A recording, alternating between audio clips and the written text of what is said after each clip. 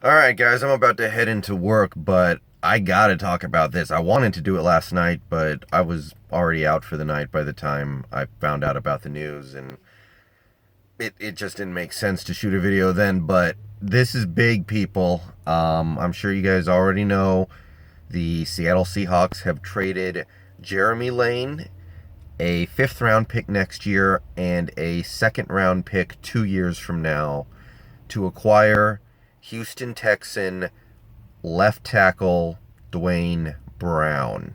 This is a big one, people. Not only is it a big deal for this team, it's a big gamble too. And this team has shown they're not afraid of making gambles like that. But there's a lot of risk and a lot of reward here. So first, let's talk about what we lost. Jeremy Lane, I don't care. I'm just kind of glad we don't have to pay him for the last 2 years of his deal. I don't know exactly how the contract stuff breaks out in the event of a trade, but I'm assuming at least a large majority of the remaining salary is passed on to Houston in the trade. He's not playing that well, and he barely played against the Texans a couple days ago. We gave up a fifth round pick next year. Not a big deal. I can deal with that. The big chip that went across the table in this trade is sending that second round pick. That's a big deal, people. And if this trade doesn't work out, we're gonna regret not having that second rounder because the second round is no joke. That's where we got Frank Clark. That's where we got Tyler Lockett. That's where we got, now it looks like Ethan Posick is the real deal. Um, yeah, yeah. So if this doesn't work out, we're gonna be hurting for not having that draft pick in a couple years. But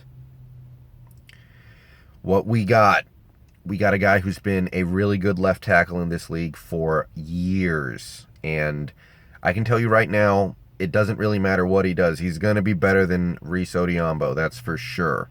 Odiombo, last couple games hasn't been that bad, but on the whole this season so far, he's been the one guy who consistently shows he needs to get off the field. And now we can definitively say we have a guy who we know for a fact is better than that, and that's a big step in the right direction, especially for the run game. Odiombo's been pretty decent in pass protection the last couple games after being awful in the first five, but his run blocking is still atrocious. He's a big part of the reason why we can't run the ball at all. And now we've got a guy who might be able to patch that up a bit. And once we get Joko back in a few weeks, we might actually be able to run the ball when the end of the season comes around.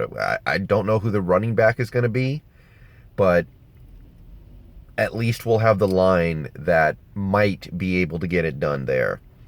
Now, Duane Brown's an older player, and there are signs of drop off. I think last season, even Duane Brown's, at least the way that NFL watchers evaluated him, his value did drop.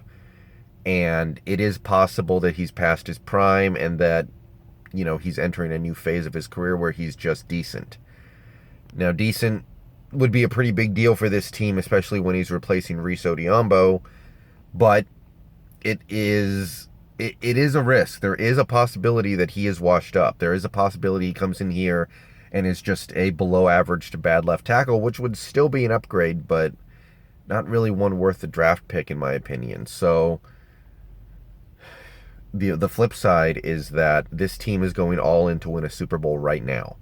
They know the league is pretty weak this year. They know the best teams in football are, the Eagles, who just had a couple of key injuries, the Patriots, who have a couple of key injuries, and, they have problems on defense, or they've had problems on both sides of the ball so far this year. Kansas City, they don't look like world beaters. Nobody looks dominant. So this front office, John Snyder, Pete Carroll, they looked at the landscape and went, we can win the Super Bowl this year, but it's going to be really hard if we don't significantly upgrade on the offensive line. So we did. And if Duane Brown can play the next few years here for Seattle at left tackle and play effectively, play well, it's a monster, guys. We just fixed probably the biggest problem on the team. We're going to need to see Duane Brown play for a few weeks, of course, before we can say anything for sure. But,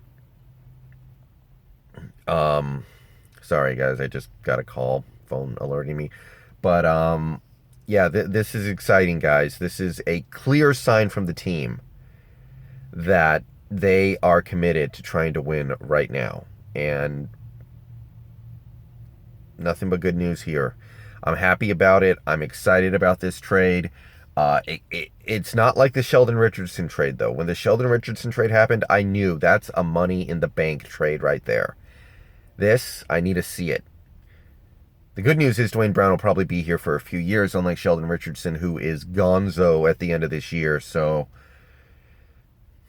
we're going to find out. But this team is now officially a team that really, really could win the Super Bowl this year. And if we for the next few games see that in practice, we're going to be feeling really good. All right, I got to head in. See you later.